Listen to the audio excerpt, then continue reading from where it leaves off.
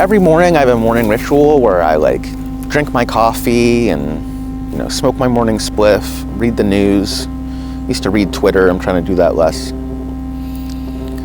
What if I built more tools around my existing routines that kind of drive me towards the person that I want to be, right?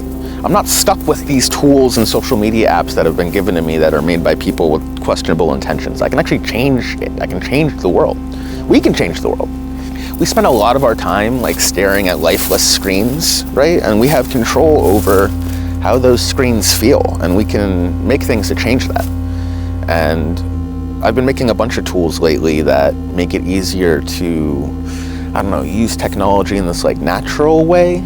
I've been thinking a lot about how to use AI not to like better be an assistant, but to like make art or to like make joy or make things feel good. You know what I mean? Back when you just interacted with your computer by typing in it, when you would log in every day, you would get a little message, and they called that message the MOTD, the message of the day.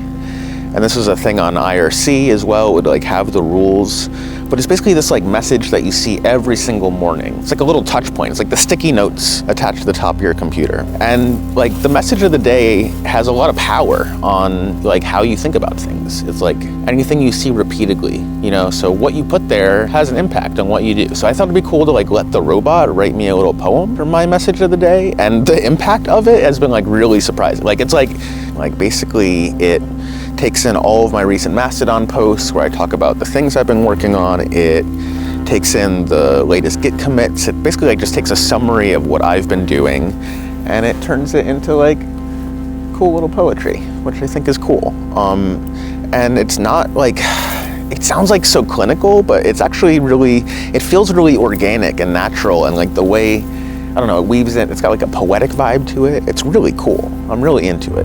This is one way of looking at technology. Like this is one way of looking at the tools that we have available to us. Like we can use them to make like really cool stuff. The whole world is editable. Everything you see, you can change and customize and like make better.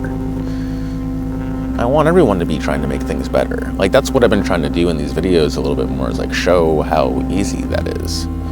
Oh no, I think my camera, I think we're, But we need to figure out how to like embed more of the real world into the things that we create, right? Like we need to figure out how to make it so that, I don't know, there's humanity in our technology. I'm not saying new things here, right? Like, but this is like a daily practice of reapplying that and taking that and putting it back into it. I want to make tools that let me spend more time outside, having more fun, building more things, like making more things with more people, not being stuck at a screen, right? I think my ideal mechanism for collaboration is like sitting at a coffee table across from someone, or like walking down a city street. Those are my favorite ways to like talk about things and work on things. And I think it's finding ways to let our new tools fit the lifestyle that we want to live and not the other way around. Like we shouldn't be building our lives around how the robots want us to talk to them or how computers want us to use them, right?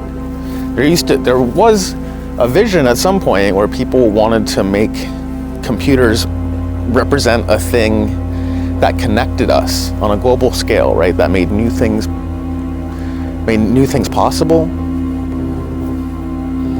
I think we got to get back to that. Part of what I've been doing is like making sure that my muscles are there. Like I'm making different tools every week, because I know at some point I'm gonna need to tap into that skill and just deploy it like that, right? Like for me, the marriage of technology and the natural world, that's where the magic happens. There's something special there. And if you go back to the history of like hackers and technologists, like look back to the Homebrew Computer Club and Whole Earth Catalog and Stuart Brand, and they've been connected for a long time, right? This isn't a new thing.